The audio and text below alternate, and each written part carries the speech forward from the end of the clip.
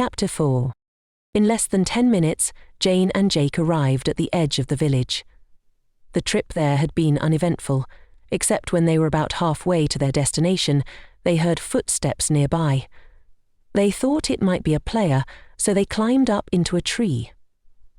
In the end, it turned out to be a wandering trader. "Those guys are weird," Jake said to his sister as they looked down at the wandering trader and his 2 llamas. "Yeah, I heard sometimes they trade fermented spider eyes to players." Jake shivered. "No! How do they get them?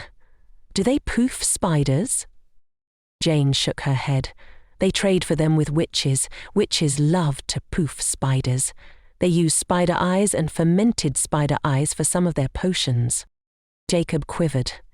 "I hate witches, always have, always will."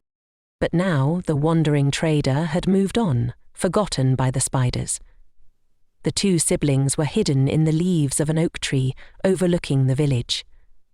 They were amazed by what they saw.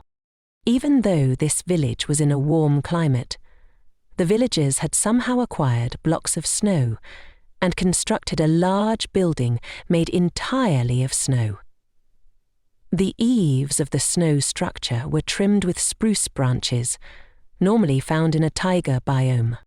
"Wow, how do you think they got all that stuff?" Jake asked. "Probably traded for it. I doubt any of them would have travelled far enough to get snow. You know how cowardly most villagers are." Jake chuckled. "They sure are. They are even afraid of spiders like us when we're in our peaceful mode." The 2 siblings looked around the rest of the village. Here and there they saw notchmus wreaths and spruce branches. They were nice, but not too unusual. However, what they saw in the central plaza of the village dumbfounded them. It was a tall oak tree with hundreds of shiny decorations, including dozens of ornaments crafted with emeralds and diamonds. "Whoa!" Jake said in awe. "Look at the size of that notchmus tree." "Yeah, it's impressive. The whole village must have worked on that. Maybe we could convince Mum and Dad to get a notchmus tree for our alcove." "Hey, are you crazy? Spiders don't know how to harvest trees. We'll just have to be satisfied with fermented bee wings." Jake felt sad.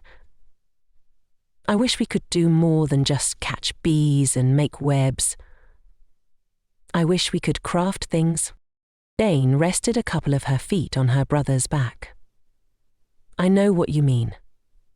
But we spawned as spiders. We have to do what we can. We have to use our special gifts to live a happy life in this world." Jake cast a confused glance at his sister. "You sound like Mum." "Ah, so? Even Mum is right about a few things. Not very many, of course. Still, I think she's right about learning to love yourself and use the special talents you spawned with. Me have a little fill here, maybe." The 2 spiders observed the village in silence for about 10 minutes, each of them spotting different holiday decorations, as well as watching the villagers scurry through the streets, going about their lives, preparing items to trade with players. "You know what, sis? Let's sneak into that snow house. It looks cool." Literally and figuratively. "Nice one," she replied, chuckling. I don't know. That would mean we have to go through the village. Someone might see us." She looked down at her watch. "So what? It's just villagers. They can't poof us. They don't use weapons. I mean, they might kick us or something, but that won't hurt too bad." "True, but what if a player shows up?" "No players will show up. But if they do, they'll probably spend their time poofing villagers and looting their houses, right? We'll get away." "I suppose you're right. That is what players tend to do." Jane thought about her brother's plan for a moment and then nodded her head. "Yeah, let's do it.